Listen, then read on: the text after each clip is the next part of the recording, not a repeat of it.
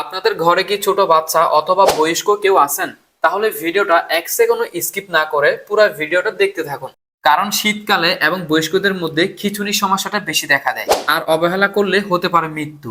এটা থেকে বাঁচার 7টি উপায় বলবো। ভিডিওটা স্কিপ না করে পুরো ভিডিওটা দেখতে থাকুন।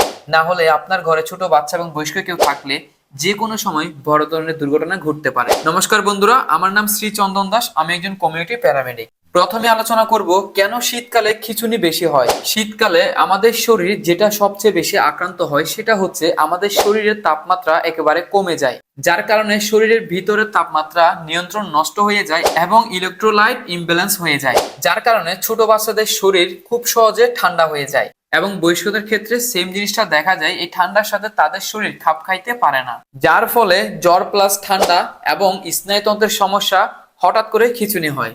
ভিডিওটা 5 মিনিটের, কিন্তু এই 5 মিনিটের তথ্য আপনার পরিবারের কারো না কারণ জীবন বাঁচাতে সক্ষম হবে। তাই স্কিপ না করে অনুরোধ করছি পুরো ভিডিওটা দেখবেন। এবার আমরা জানবো শিশুদের ক্ষেত্রে কেন খিঁচুনি হয়। 1 নাম্বার হচ্ছে হাই ফিভার এবং 2 নাম্বার হচ্ছে শীতের কারণে পুরো শরীর ঠান্ডা হয়ে যাওয়া। 3 নাম্বার হচ্ছে পানি শূন্যতা। 4 নাম্বার সোডিয়াম এবং ক্যালসিয়াম কমে যাওয়া। 5 number most of the important, যেটা হচ্ছে সংক্রমণ, যেমন নিউমোনিয়া এবং মেনিনজাইটিস। অনেক মা বাবার রয়েছে যারা ভাবেন খিঁচুনি হলে তখন মুখের ভিতরে নাকি চামচ ঢুকাতে হয়। এটাই সবচেয়ে ঝুঁকিপূর্ণ, এর কারণে কিন্তু বড় ধরনের বিপদ ঘটতে পারে। এবার জানবো খিঁচুনি কেন বয়স্কদের ক্ষেত্রে বিপজ্জনক। 1 নাম্বার হচ্ছে স্ট্রোকের ঝুঁকি থাকে।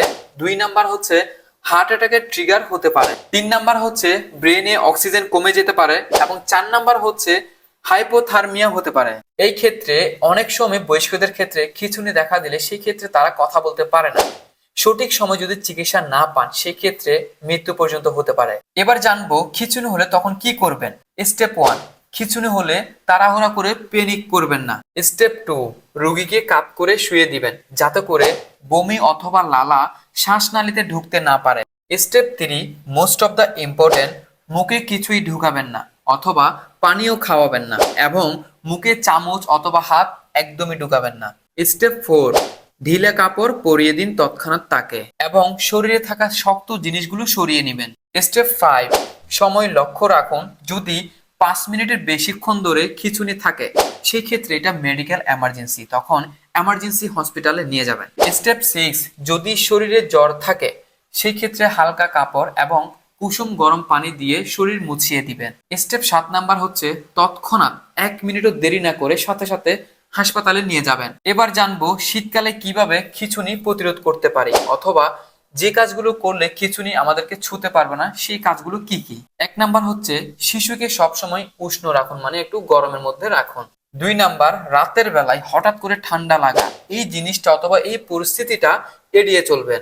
3 নাম্বার, জ্বর হলে অবহেলা করবেন না এবং 4 নাম্বার হচ্ছে পর্যাপ্ত পরিমাণে পানি এবং তরল খাবার খাওয়াবেন। 5 নাম্বার, বয়স্কদের ক্ষেত্রে most of the important, blood pressure এবং ডায়াবেটিস সবসময় চেক করে রাখবেন। 6 নাম্বার, স্ট্রোক অথবা খিঁচুনির পূর্বে যদি ইতিহাস থাকে সেই ক্ষেত্রে সাথে সাথে ডাক্তারের সাথে যোগাযোগ করবেন, যে কোনো পর্যায়ে হোক সেটা সরাসরি কিংবা ফোন আলাপে।